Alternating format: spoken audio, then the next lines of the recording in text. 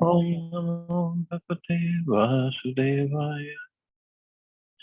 Narayanam Namaskritya Naram Chaiva Narottamam Devim Saraswatim Vyasam Tato Jayamudire Nashtiprayeshu Vadreshu Nityam Bhagavata Sevaya Bhagavati Uttam Shloke Ter Bhavati Nashtike. So continuing with the discussion on Srimad Bhagavatam, Canto 1, Chapter 1, the curse upon the Yadu dynasty. Text number 16 onwards. Evam pralabdha munyas tanuchu kupitan nripa janishyati po manda mushlam kulanashanam. So as we studied yesterday, that the Yadu Kumaras, the princes of Yadu dynasty, they dressed up Samba in the form of a woman, and they went to all these wonderful sages who had just completed yajna for Vasudevji, and they asked, the boys asked the sages that, oh, this lady is pregnant, what is she going to have, a boy or a girl? What is she going to give birth? Now the sages got angry. Thus ridiculed by deceit, the sages became angry, O king, and told the boys, fools, she will bear you an iron club that will destroy your entire dynasty. Moshalam kul nashanam. So she's not gonna give birth to a boy or a girl. She's gonna an iron club is gonna come out of her womb or whatever, wherever it was hidden. And that will destroy your entire dynasty. Purport. The four defects of the conditioned soul, namely the tendency to commit mistakes, Brahm, illusion, Pramad, imperfect senses, Karanapata, and the tendency to cheat, Vipralipsa, are not found in the pure devotees of the Lord. But in everybody else, these defects are there. Lord Krishna, however, arranged for the young members of his own family, the Yadu dynasty, to exhibit the dangerous lower propensities of mankind. Thus, the Yadu boys imitated the activities of the followers of a pseudo-devotional cult, and they got this curse. Just before his disappearance, Krishna desired that the sages become angry at the young members of the Yadu dynasty in order to teach that Vaishnavas cannot be thought of as foolish, ignorant, or mundane, and to reduce the false pride of his own family members. Sometimes misguided persons assume the roles of pseudo-devotees and blaspheme the actual process of pure devotional service and the pure devotees who are surrendered to preaching the mission of the Lord. The pseudo-devotees, the false devotees, the pretending devotees. So sometimes they try to pretend, oh, they're pure devotees and we try to follow them. Of course, even if they are pretending, sooner or later they will get the benefit, but they can mislead so many innocent people. Such foolish pseudo-devotees think that the hatred or envy of the actual preaching mission of the Lord constitutes bhakti. But in fact, it constitutes a cause of all trouble, both for them and for the unfortunate people who follow them. The preachers of pure devotional service expose the pernicious attempts of pseudo-devotees. And similarly, the sages headed by Narad, who were all exalted devotees of the Lord, addressed the young boys of the Yadu dynasty as bewildered fools and told them, within this false womb or false dress of a sadhu or a female, a club will take birth that will be the source of your dynasty's destruction. Especially in India now, but also in the Western countries, there is a class of polluted sense enjoyers who also call themselves Gaudiya Vaishnavas and pretend to exhibit the highest state of Prema Bhakti. They declare that they are on the highest level of devotion and therefore concerned only with the most intimate affairs of Madhurya Leela as exhibited in Vrindavan. Sometimes they even dress as gopis, making a false show of entering into the pastimes of Krishna without actually following the standard regulations. In the name of Prema Bhakti, they sometimes commit grievous offenses against the pure devotees of Krishna. By this incident concerning the iron club from the so-called womb of Samba, Lord Krishna himself taught the dangerous results of such pseudo-devotion. So that doesn't help. And sooner or later, these guys get exposed, pseudo-devotees. Tachhrutvatyati santrasta vimuchya sahasodharam sambasya dadrushustasmin mushilam khalvayasmayam. Upon hearing the curse of the sages, the terrified boys quickly uncovered the belly of Samba. And indeed, they observed that therein was an iron club. Of course, the words of Narad Muni and other sages will not come wrong. Upon hearing the words of the Vaishnavas headed by Narad, the Yadu boys lifted the garment covering Samba's abdomen and saw the fruits of the offense they had committed against Vaishnavas by their deceit. An actual club was there to destroy the dynasty. This example shows that in a polluted society, the club of duplicity can never bring the peace found in the society of devotees. Rather, such duplicity smashes all the non-devotional activities and whimsical doctrines of the pseudo-devotees. The Yadu boys were wary about jeopardizing their advanced position. Indeed, they had been thinking that as long as they keep their trickery concealed, others would never be able to detect such sophisticated cheating. Nonetheless, they were unable to protect their family from the reaction of the grievous offense against the devotees of the Lord. So they thought, the boys thought they could just play around, had some fun with the sadhus, but the trickery, they just got exposed. And the terrified boys, they saw this iron club came out of the belly or under the covers, under the clothes of Samba. Kim kritam mand bhagyarna kim vadishyanti no jana iti vihvalita geha adaya mushlam yayu. The young men of the Yadu dynasty said, "Oh, what have we done? We are so unfortunate. What will our family members say to us now?" Speaking thus and being very disturbed, they returned to their homes, taking the club with them. Tachopaniya sadasi parim lana mukhashriya dagya avedayam chakruhu sarva yadav sannidho. The Yadu boys, the luster of their faces completely faded, brought the club into the royal assembly. And in the presence of all the Yadavas, they told King Ugrasen what had happened. Vishwanath Chakravarti Thakur points out that the word Ragye refers to King Ugrasen and not to Sri Krishna. Because of their shame and fear, the boys did not approach the Supreme Personality of Godhead, Krishna. So they thought, we'll tell Maharaj Ugrasen and he'll take care of it. They were afraid of approaching Krishna and Balramji also, obviously. Shrutva Mogham Viprashapam Drishtva Chamushlam Vismita Bhaya Santrastha Babhuvur Dwara Kokasaha. O King Parikshit, when the inhabitants of Dwarka heard of the infallible curse of the Brahmins and saw the club, they were astonished and distraught with fear. Tat churna yitva mushalam yadur raja sa ahuka samudra salile prasyal loham chasya avasheshitam.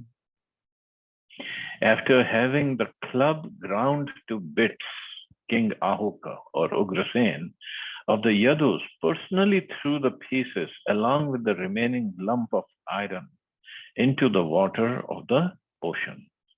So ocean was right there. So got the club ground to bits or made fine powder of this club And in the end, a little lump of iron was left. They couldn't grind it.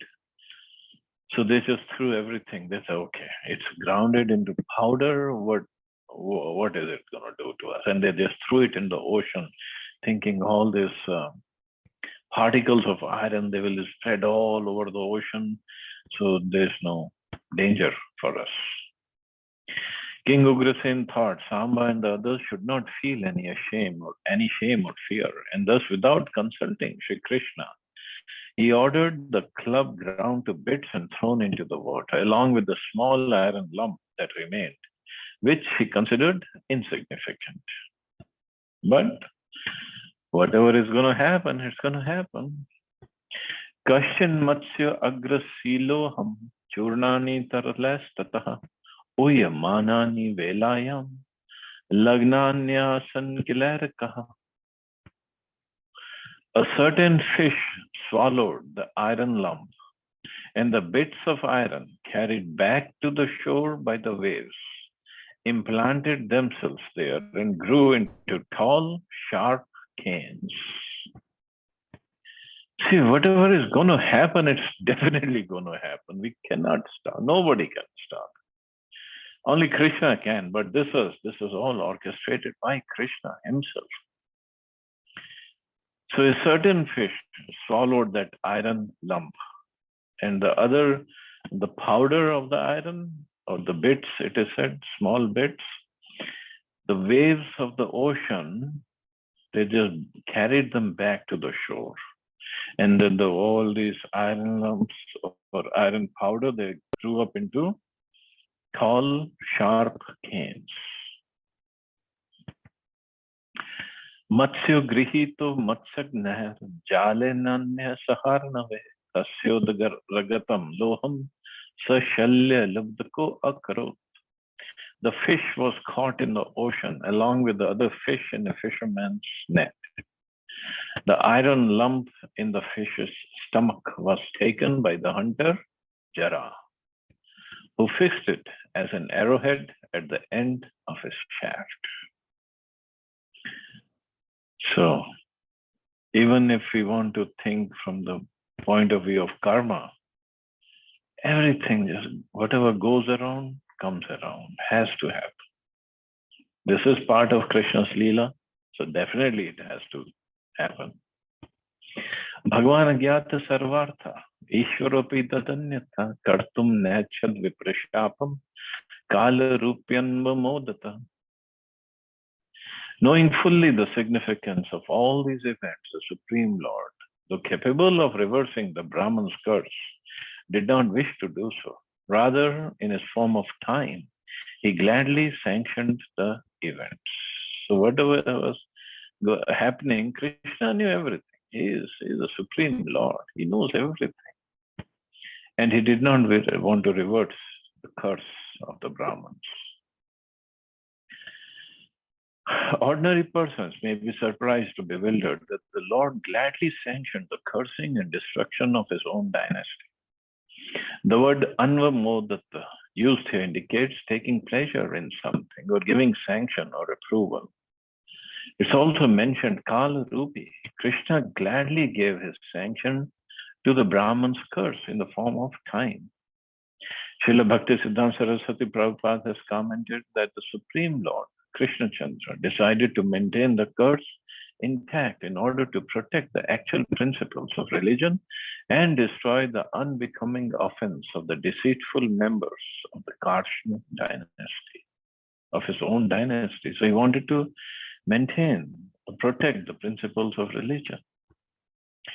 It is clearly explained in the Bhagavad Gita that the whole purpose of the Lord's descent into the material world is to re-establish the authentic principles of religion by which the conditioned souls who are suffering intensely under the laws of material nature can regain their original existential status as eternally liberated servants of the Supreme Personality of Godhead, Krishna. So this is a principle that he always comes to re-establish the dharma. The living entity comes to this material world with the desire to lord it over material nature, although the living entity is in fact not a lord but an eternal servant.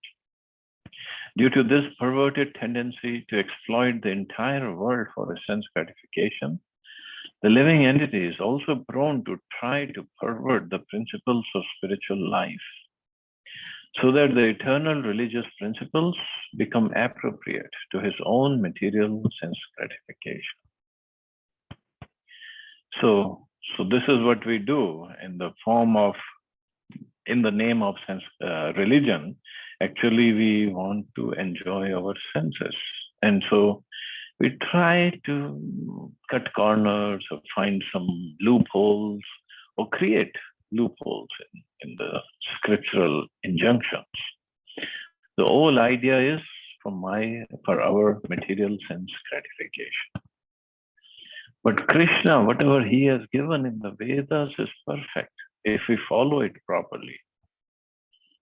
Religion, however, is meant for pleasing the Supreme Lord by obeying his laws. And therefore, Lord Krishna himself personally comes from time to time to revive and enliven the correct method of devotional service to his lotus feet. In this 11th canto of Srimad Bhagavatam, it is clearly stated that Lord Krishna had completed the vast majority of his pastimes on the earth and was now making the final arrangements for his departure. Therefore, he wished to leave behind a vivid lesson for the living entities of this age, that any so-called religious person, even if he is so exalted as to take birth in the Lord's personal family, cannot violate the respect and reverence which is due to the pure devotees of the Lord, such as Narad Muni. The principle of serving the pure devotee of Krishna is so essential for spiritual advancement that the Lord exhibited the inconceivable pastime of causing the destruction of his entire dynasty just to impress this point upon the conditioned souls of Kali Yuga. Such an important instruction. But in our conquest of trying to enjoy our senses in the name of religion, because if we are seen as religious person, then we'll get people's respect, we'll get followers, we'll get money, and we'll get other conveniences. But in the process, we tend to commit offenses against the pure devotees of the Lord. And then this will fire back. Definitely it will backfire. Srimad Bhagavatam hints at the great misfortune that would come after the disappearance of the Supreme Personality of Godhead. Such misfortune also occurred after the disappearance of Lord Sri Chaitanya Mahaprabhu, who is accepted by Gaudiya Vaishnavas as Krishna himself. Through various instructions, the Bhagavatam provides for eliminating the cheating pseudo-religion that comes forth in the human society after the departure of the Lord. And in fact, this is why Ved Vyasji gave us Srimad Bhagavatam. He said, after Krishna left this material world, went back to his spiritual world, Puranarko Adunodita, this Puran or Bhagavatam has come up, arisen just like a sun arises, just like sun arises to remove the darkness of ignorance. But again, if people are not inclined to study the scriptures, follow the dharma, follow it properly, then what can happen? It's only misfortune for the people in general. Lord Chaitanya, exhibiting his magnanimous pastimes, drove away from South India all the false doctrines of the Apsampradayas, or so-called disciplic traditions of pseudo-devotees who had gained great influence by resorting to the atheistic theories of Buddhists and Jains. Thus he turned all of India towards the devotional service of Lord Krishna, so that due to the extensive preaching of Lord Chaitanya Mahaprabhu and his followers, there remained no topic of discussion in the world other than devotional service to the Supreme Lord. Tridandipad Prabodhanand Saraswati has elaborated on this in his verses, Tri Puranadi Katham Jahur Vishayna. So he has given extensive commentary on this thing, so maybe sometime we'll read that. But Chaitanya Mahaprabhu and his followers, six Goswamis and other acharyas in the line, they have tried their best to establish the path of devotional service, which Krishna wanted, which Krishna asked for in the Bhagavad Gita. Sri Narhari Sarkar Thakur in his book Krishna Bhajanamrita has corrected the improper statements of the Gauranga Nagarivadis and others of the 11 pseudo-disciplic chains that claim to follow Sri Chaitanya Mahaprabhu. These unauthorized persons present cheating in the guise of religion and advertise their duplicity as katha, or pure worship of the Lord. Just as Krishna brought about a furious quarrel to destroy his own family, Sri Chaitanya Mahaprabhu arranged for the world to be flooded by varieties of Mayavad and Karmavad philosophies just after his disappearance. He did this to destroy persons who belong to the 11 apasampradayas or unauthorized disciplic traditions, as well as the many other apasampradayas that would appear in the future and presume to call themselves devotees of Sri Chaitanya Mahaprabhu or pretend to be descendants in his family line. At the same time, Chaitanya Mahaprabhu arranged for his own men to be kept away from the pseudo-devotion of these cheaters. The devotees of Lord Gaurasundar, Chaitanya Mahaprabhu, can discern the mysteries of his pastimes that manifest in the pastimes of Lord Krishna. The activities of the transcendental body of the Supreme Personality of Godhead cannot be understood in any ordinary mundane way. That's the essential meaning of this chapter. And cannot be understood also and cannot be duplicated or imitated. So we have to be very, very careful in following the path of bhakti, and all we have to do is avoid, not commit any Vaishnava offense. Of course, that doesn't mean we should always be scared and associating with Vaishnavas that I might commit an offense. We have to associate, but just got to be careful. That's all. So thus ends the purport of 11th canto, first chapter of Srimad Bhagavatam, entitled The Curse upon the Yadu Dynasty. So we can start the second chapter. Maharaj Nimi meets the 9 Yogendras, Nava Yogendra. Their teachings are amazing. Shri Shukavacha, Govinda Bhuj Guptayam, Dvarvatyam Kurudvaha, Avat Sin Narado Abhikshanam, Krishnopasana Lalasa. Shri Shukdev Goswami said, eager to engage in the worship of Lord Krishna, best of the Kurus, Narad Muni stayed for some time in Dwarka, which was always protected by the arms of Govinda.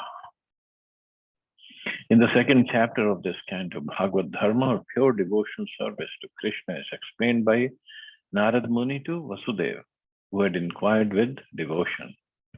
Narad Muni then cites a conversation between King Nimi and the Jayantayas. According to Jiva Goswami, the word Abhikshanam indicates that although Narad Muni was frequently sent by Lord Krishna here and there for various pastimes, such as inquiring about the affairs of the world, Narad Muni continuously returned to reside in Dwarka. The word Krishna Upasana Lalasa indicates that Narad was very eager to be near Krishna and worship him. Because of the curse of Daksha, Narad is never allowed to live continuously in one place. Daksha, if you remember, he had given him a curse that he won't stay at one place for more than few minutes. Sridhar Swami, however, has pointed out, na tasya shapade prabhava. In Dwarka, there is no influence of curses or other such events because Dwarka is the abode of the Supreme Personality of God and is always protected by his arms, as shown by the word Govinda Bhuja Guptayam. The conditioned souls are struggling within the kingdom of Maya against the cruel laws of material nature, such as birth, death, old age, and disease. But if such conditioned souls have the good fortune to enter the city of the Supreme Personality of Godhead, whether Dwarka, Mathura, Vrindavan, and live under the direct protection of the omnipotent arms of the Supreme Lord Krishna, they will experience the unlimited transcendental bliss of real life, which is eternal and which is meant to be lived in the personal company of God. So this is the whole, the sum total of it. We should live under the protection of Krishna. Now, protection of Krishna also means protection of his devotees, taking shelter of the lotus feet of pure devotees like Srila Prabhupada, or under the protection of his holy names, whether we live in Dham or outside Dham. We are always under the protection and we can make wonderful spiritual progress. So Narad Muni, so the curse of Daksha was not working on Narad Muni inside Dwarka. And Narad Muni would always come back to Dwarka to be with Krishna, to worship him, to see, to be near to Krishna. Konu Rajan Indriyavan Mukunda Charanam Bhujam Na Bhajet Sarvato Mrityur Pasyam Maruttamaha. My dear king, in the material world, the conditioned souls are confronted by death at every step of life. Therefore, who among the conditioned souls would not render service to the lotus feet of Lord Mukunda, who is worshipable even for the greatest of liberated souls? The word Indriyavan is significant in this. Indriyavan means possessing senses. Although we are conditioned within the material world, by the mercy of the Supreme Lord, we are awarded a human body which possesses distinct senses such as the eyes, ears, tongue, nose, and skin. Generally, the conditioned souls use these senses in a false attempt to exploit the material nature for sense gratification. But our material senses and these objects are temporary. And it's not possible to become peaceful or happy in the attempt to gratify our temporary senses with the temporary sense objects offered by Maya, the illusory energy of the Lord. Our material senses and their objects are temporary. Obviously, they're temporary and they're conditioned. Condition. What does condition mean?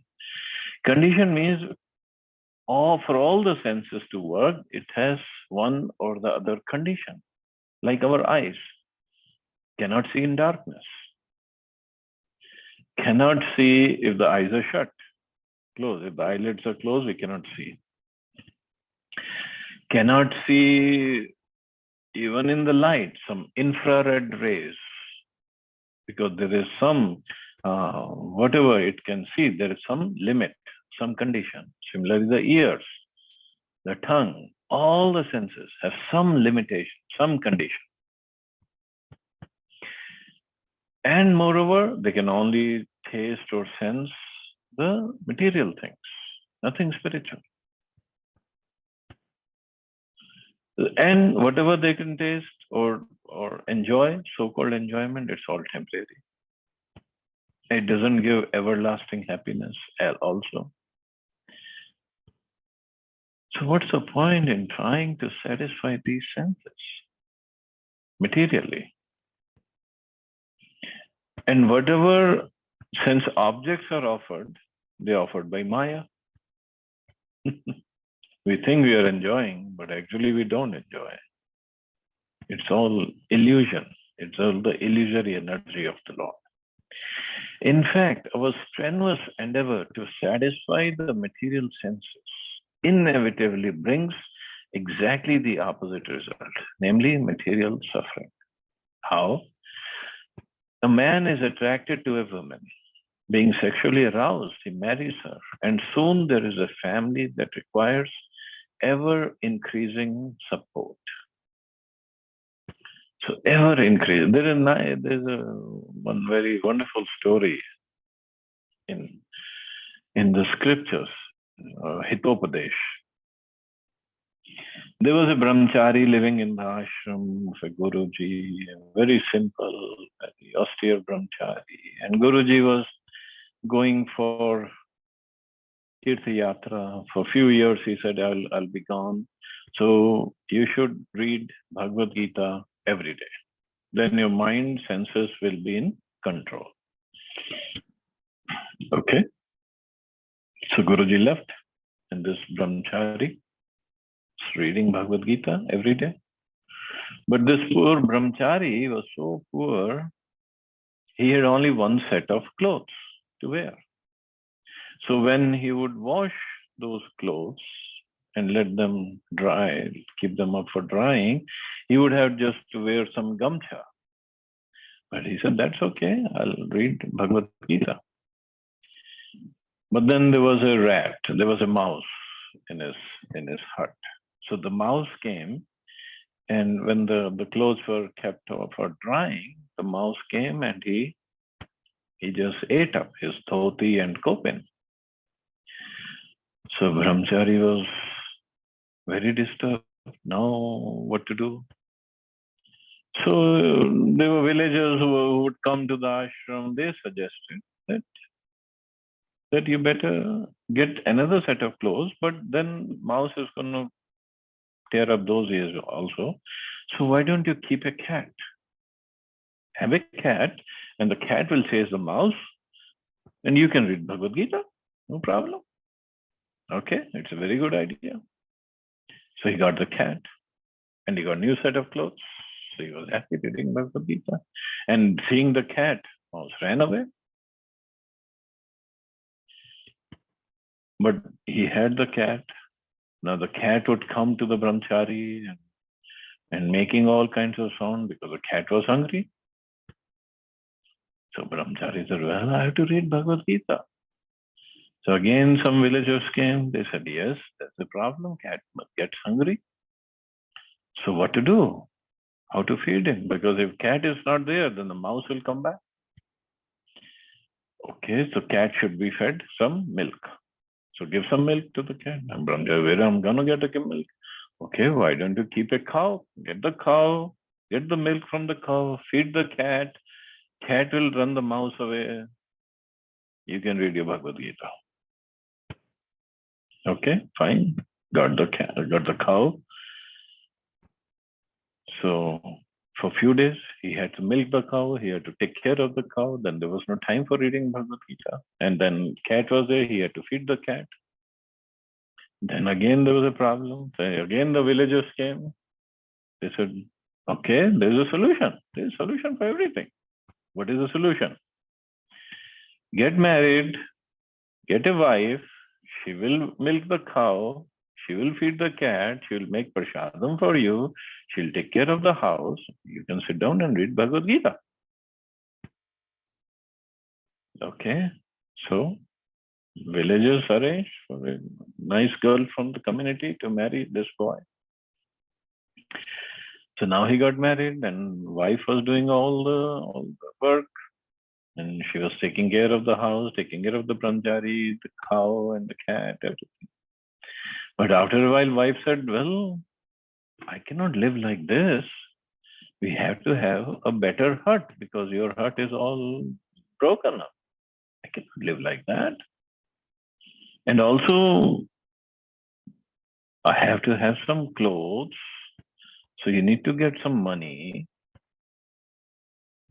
So brahmachari, well, no, I have to work. So he went out to work to get some money to take care of the family. And after a while, wife said, I need to have some babies because you're gone whole day. I'm home alone. I need to have baby. We should have proper grihasthashram.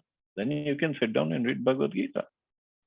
So a few years passed. He had some babies, and this was nice house he had. And Guruji came back, and Guruji looked at all this. He said, "What happened? What did you do?" He said, "Guruji, I did this, all this, just to read Bhagavad Gita." And Guruji just banged his head and he left. He said, "Forget it, I'll go make some ashram somewhere else." So this is what happens, all in the name of reading Bhagavad Gita. So this is material world. So as soon as we get married, why? Because being sexually aroused, he married her. And as soon as there is a family that requires ever increasing support, in this way, his innocent and simple life is ended, and he spends a major portion of his life working hard like an ass to support the demands of his family. Now we can say or comment or justify our family life. I'm not against a family life. I'm not saying anything against, but if you don't get married, then how will the world go on? Well, the world will go on by the person who created all this thing. It's not for us to decide. All we have to do is make sure we are engaged in devotional service. Krishna will take care of the world. He is Jagannath also. In the third canto of Srimad Bhagavatam, Lord Kapila describes very clearly that in spite of the exhausting work a man performs throughout his life, his family is ultimately dissatisfied. And when the exhausted father reaches old age, the irritated family members look upon him just as farmers look upon an old and useless ox. Sometimes the sons dream of receiving the father's money as an inheritance and secretly wish for him to die. Now, forget about secretly wishing. Nowadays, people even kill their parents so that they don't have to worry about taking care of old and sick parents, and also they get the money, the inheritance. Nowadays, people strongly resent the trouble of caring for elderly parents and therefore send them to an institution where they die lonely and neglected after a life of hard work for their so-called loved ones. One doctor in England is seriously proposing euthanasia for elderly persons who are no longer productive. And this is going on all over the world, actually, not just in England. Maybe even Bhagavatam was written that time in England. But it's all over. And this is how we pay back. So the material world is like that. Cannot change it. All we have to do this, that's what Bhakti Siddhanta Maharaj said. This world is not fit for a gentleman to live in. So we have to get more and more serious, sincere about our devotion service and think of going back. We cannot change this material world, that's for sure. So all we have to do is do our time and go back home, back to Godhead. Nowadays, some people desiring material sense gratification but hoping to avoid the inconvenience of family life try to enjoy free sexual relations with women without the trouble of marriage. Through birth control and abortion, they eliminate the disturbance of caring for children. In this way, they hope to enjoy material sense gratification without any material impediment. By the laws of nature, however, such persons become bound in a network of sinful reactions by avoiding their real duty to the Supreme Personality of Godhead and by thoughtlessly causing violence and suffering to others for increasing their own sense gratification. Caught in a network of impious activities, they drift further and further away from their original pure consciousness and gradually lose all power to understand the laws of nature. Therefore, it is stated here, Sarvato Mrityu. Mrityu means death. Death suddenly appears, startling such confident sense gratifiers and destroys the entire program of so-called material happiness. Often such persons are afflicted with ghastly diseases and undergo inconceivable suffering, which ends in death.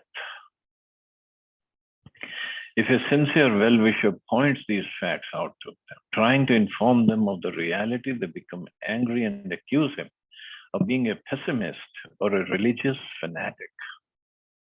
In this way, they blindly ignore the laws of nature until these laws inevitably smash them down and drag them out of the fool's paradise. Because of an excessive accumulation of sinful results, they're forced into situations of great distress by the laws of karma. Sinking down in the lower species of life, they lose all awareness, that which lies beyond their gross material senses. So laws of karma and then the reactions one gets for actions against scriptures is horrible. And we have studied in 5th canto what kind, so many hellish planets are there and what kind of punishments one can get. Sometimes a living being is able to understand the miserable result of materialistic sense gratification. Being frustrated by the pain and suffering of materialistic life and being ignorant of any superior life, adopts a new Buddhist philosophy and seeks shelter in so-called nothingness. But there is no actual void within the kingdom of God. So even that doesn't work. It's trying to avoid any existence.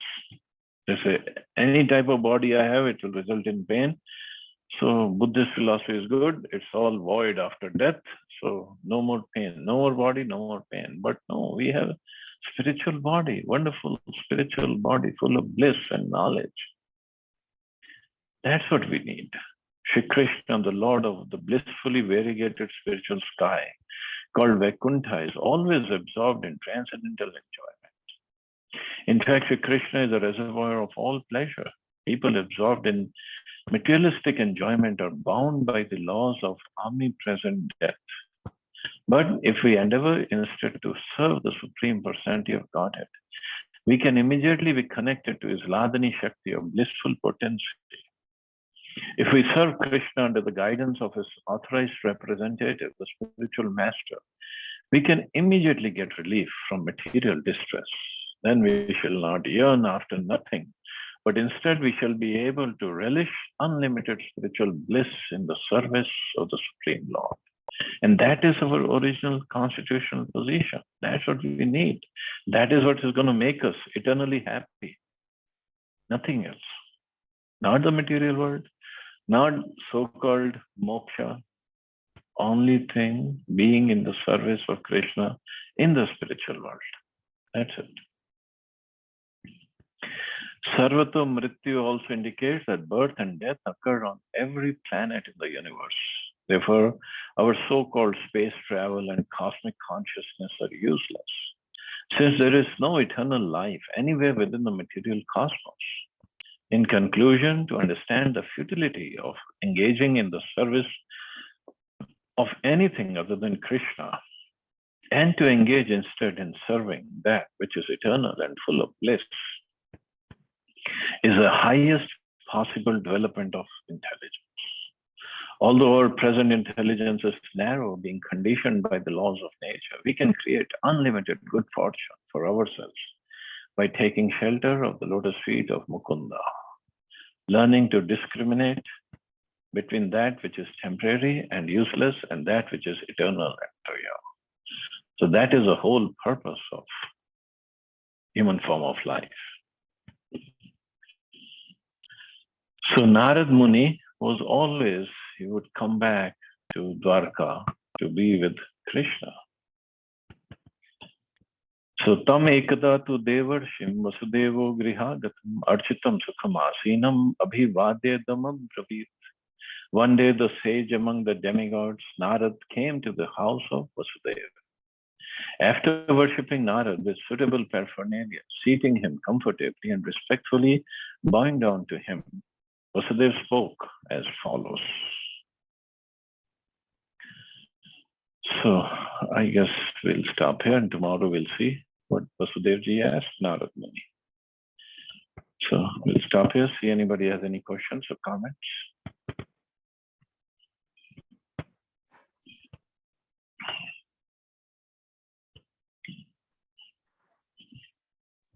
Hare Krishna, Prabhuji.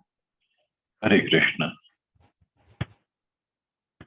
Prabhuji, I would like to clarify Samba just to check the intellect of the sage. What was he was tiding a pounder? I heard that story that there was a pounder which like pounder we use in the traditional way to pound the rice, the paddy. So that he tied up in his stomach to show like a That he was pregnant woman that he kind of. was pregnant. Yeah. Some places he said there's tied up. Some places he say he actually hid a motion. He actually hid an iron Mm. club. So maybe different days of Brahmaji pastime goes on differently.